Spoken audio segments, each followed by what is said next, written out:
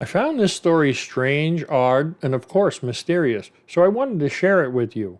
Chuck Morgan was a man who seemed to have it all: a successful business, a loving family, and a quiet life in Tucson, Arizona. As the owner of an escrow company, Chuck was well respected in the community. But beneath the surface, things were far from ordinary. He had mentioned to his wife that he had been involved in some business dealings with individuals connected to an organized crime syndicate. This was no small matter. Being mixed up with such people carried risks, and Chuck knew it all too well. There were also whispers that he might have been a witness in a land fraud case that the state was preparing. Whether Chuck was actually involved in this case or not, the implications were serious. Was he just a witness, or was there more to his involvement? On the morning of March 22nd, 1977, Chuck left for work as usual. It was supposed to be just another day at the office, but he never returned home. His wife and 4 young daughters were left in a state of worry and confusion. Where could he have gone? Why hadn't he come back? These were the questions that began to haunt his family as the hours turned into days. What could have happened to Chuck Morgan? Why would a man like Chuck, with such connections, simply vanish into thin air? Or was there something more sinister at play? Join me for the odd, mysterious, and bizarre case of Chuck Morgan. 3 days passed with no sign of Chuck Morgan. His wife and daughters were living in a state of constant fear and uncertainty. Then, in the early hours of the morning, at around 2 a.m., a loud banging startled Chuck's wife awake. She hurried to the back door, only to find Chuck standing outside, but something was terribly wrong. He was incoherent, struggling to form words and bound by zip ties, his hands, and even one of his ankles. In his distressed state, Chuck couldn't speak. Desperate to understand what had happened, his wife handed him a pen and some paper. Chuck scribbled down a few chilling words. He had been kidnapped, tortured, and a hallucinogenic drug had been applied to his throat. According to Chuck, this drug was deadly. It could either kill him or drive him insane. What kind of a drug could do that? And who would go to such lengths to harm him? As if that wasn't terrifying enough, Chuck warned his wife not to involve the police. He claimed that if she did, the entire family would be targeted. This was no ordinary kidnapping. The threat was real and immediate. In his frantic writing, Chuck also mentioned something unexpected. He alluded to being a Treasury agent, stating that his kidnappers had taken his Treasury ID.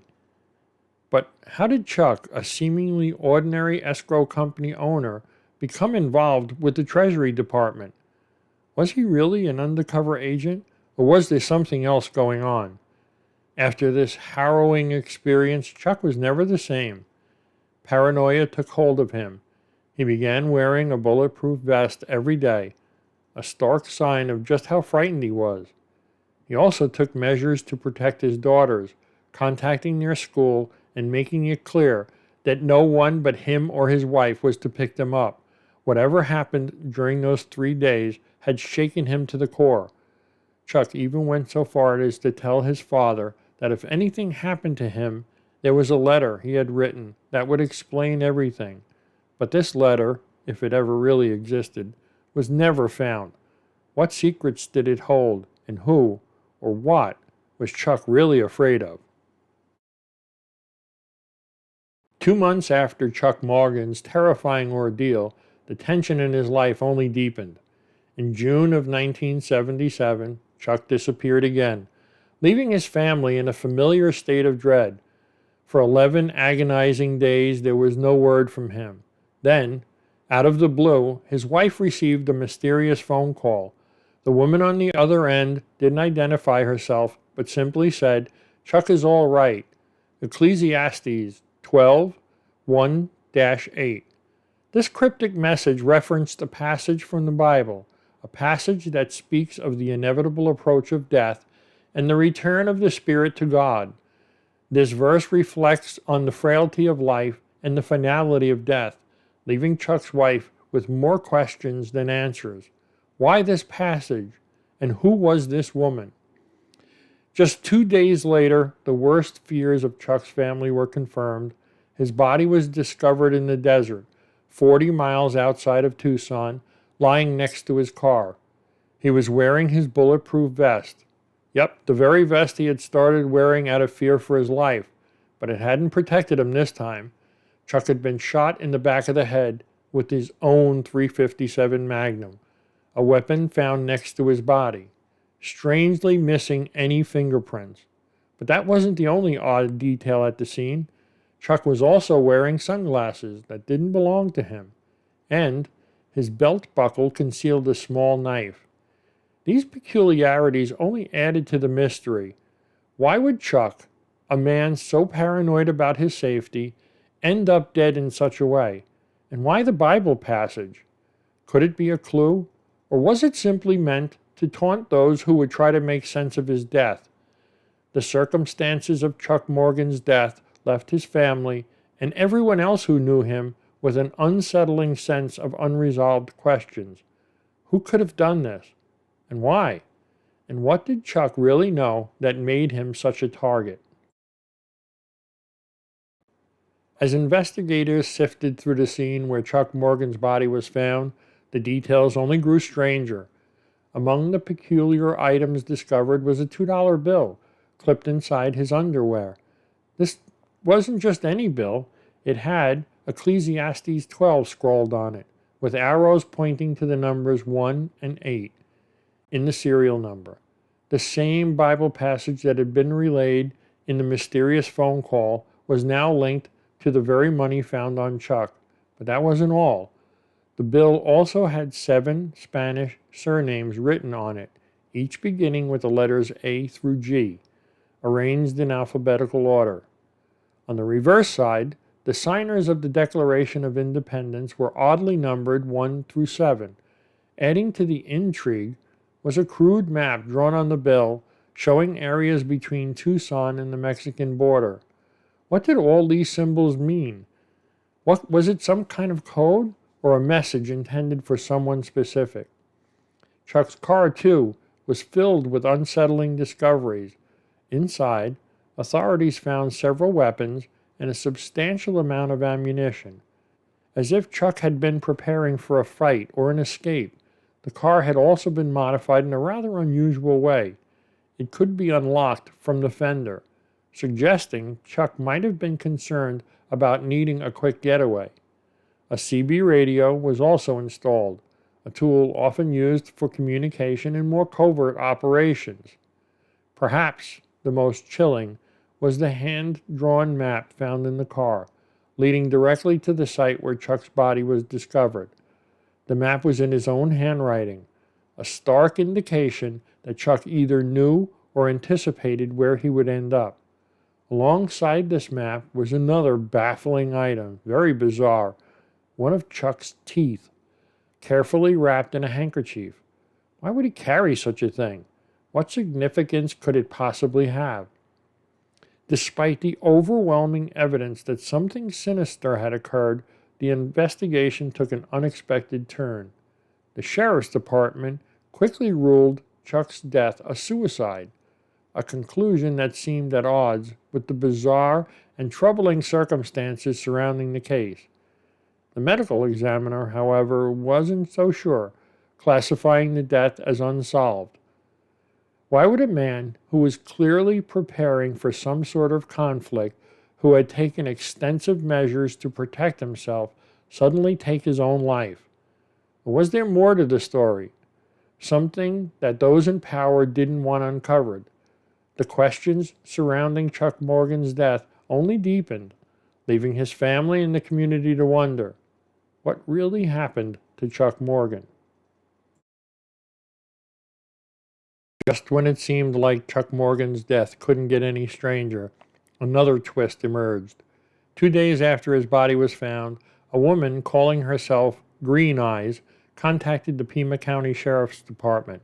She stated that she was in fear for her life and did not want to reveal her real name. She claimed to have information about Chuck's death and revealed that she was the same person who had previously called Chuck's wife, assuring her that Chuck was all right when he had first gone missing. She said that she was a social friend of Chuck's. Green Eyes went on to disclose that she had met Chuck in the motel room on the night he disappeared. During their meeting, Chuck had shown her a briefcase filled with approximately $60,000 in cash.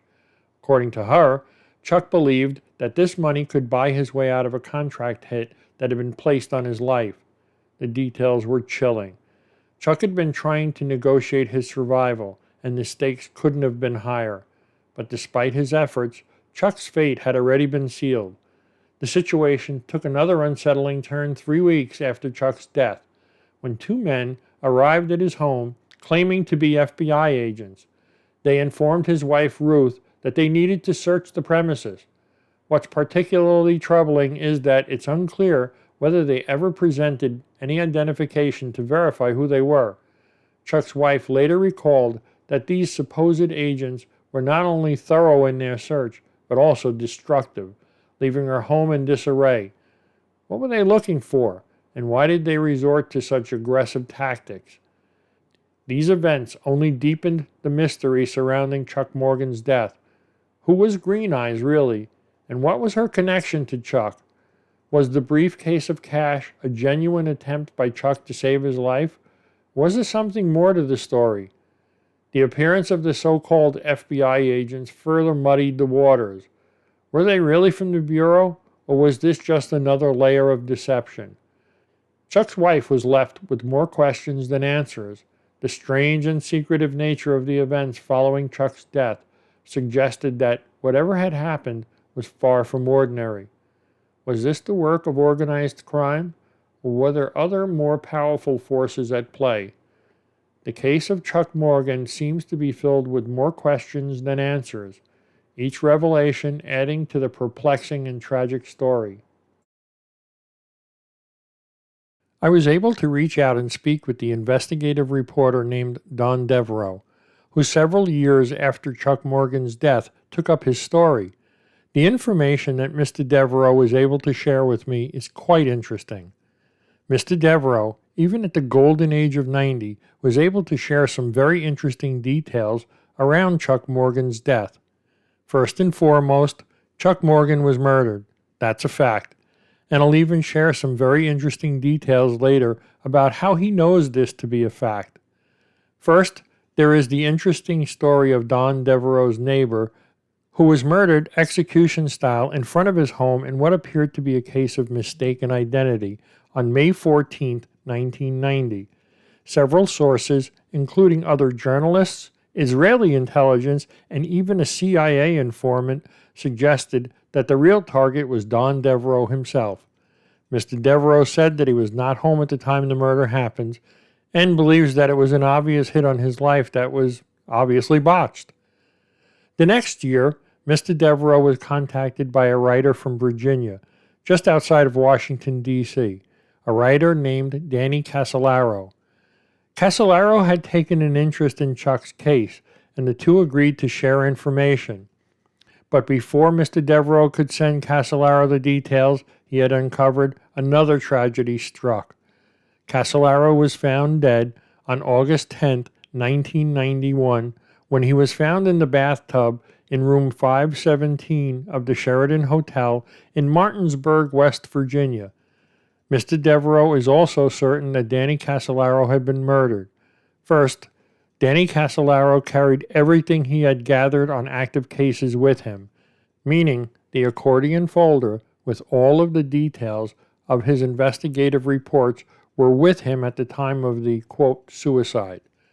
Danny Casolaro mentioned that he was tracking what he called all the tentacles of an octopus, meaning he knew that whatever Chuck Morgan was involved in was far-reaching and not limited to his activities in Arizona. The accordion folder has never been found. Secondly, at the scene, it appears that someone used towels to clean up the blood found outside the bathtub Mr. Casolaro was found in, and left the bloody towels in the kitchen area of the room.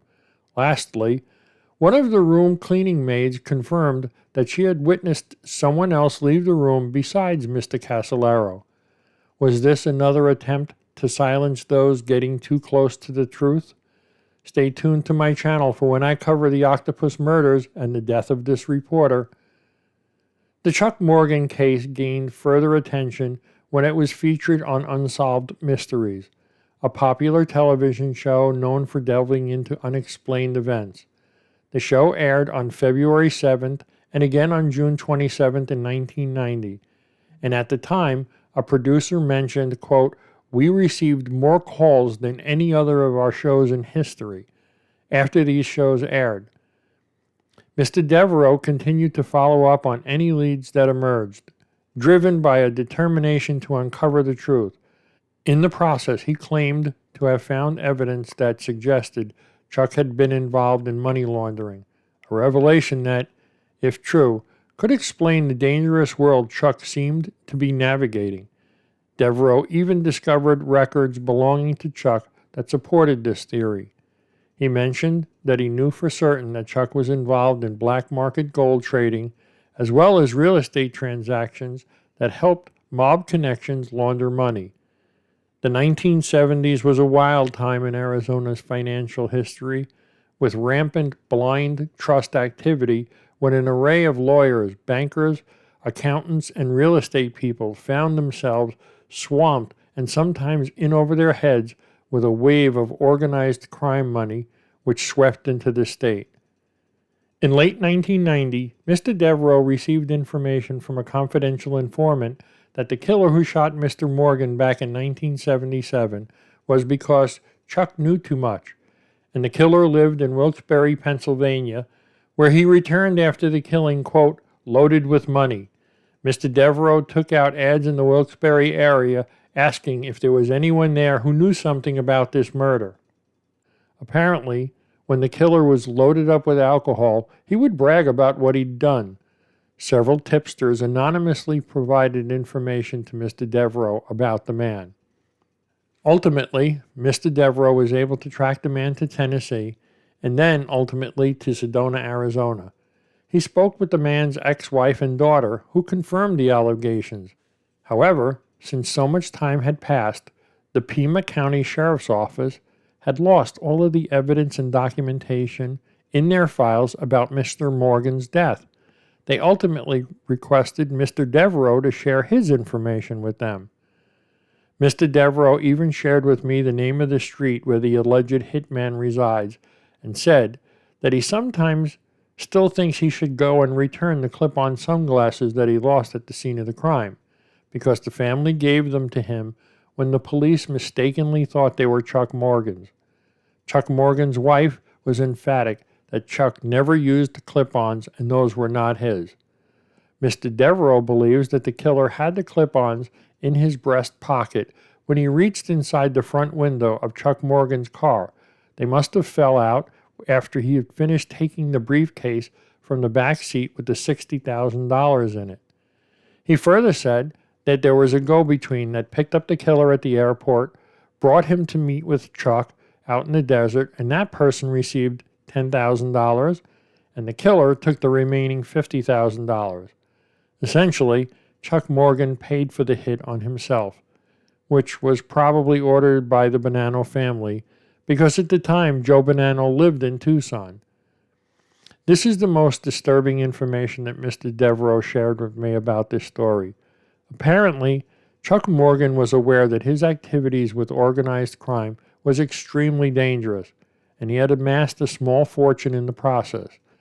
So he had been filling safe deposit boxes, roughly about 3 or 4 of them, with gold coins and other valuables in the event that if something happened to him, his wife and 4 daughters would be taken care of financially. We're talking several $1,000,000 back in the 1970s, enough to support his wife and allow all 4 of his daughters to attend college.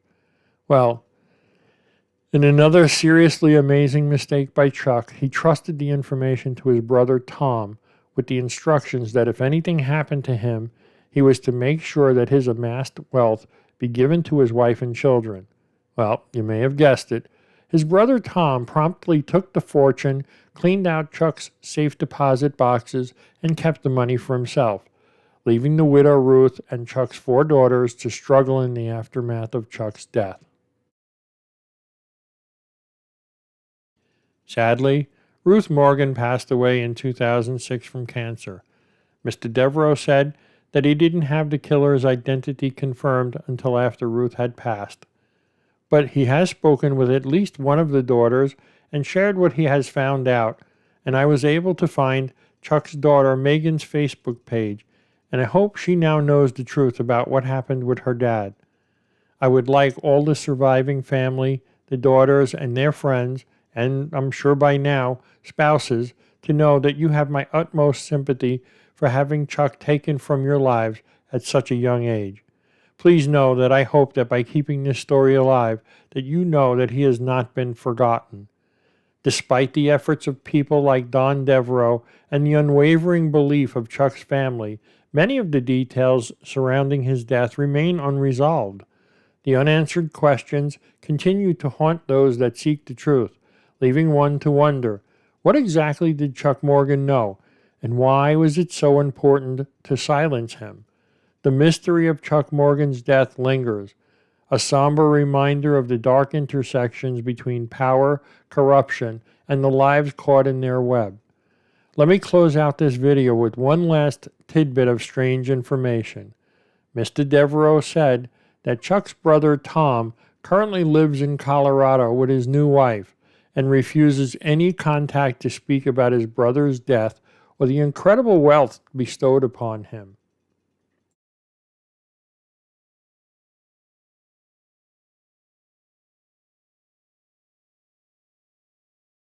Thanks once again for watching my video.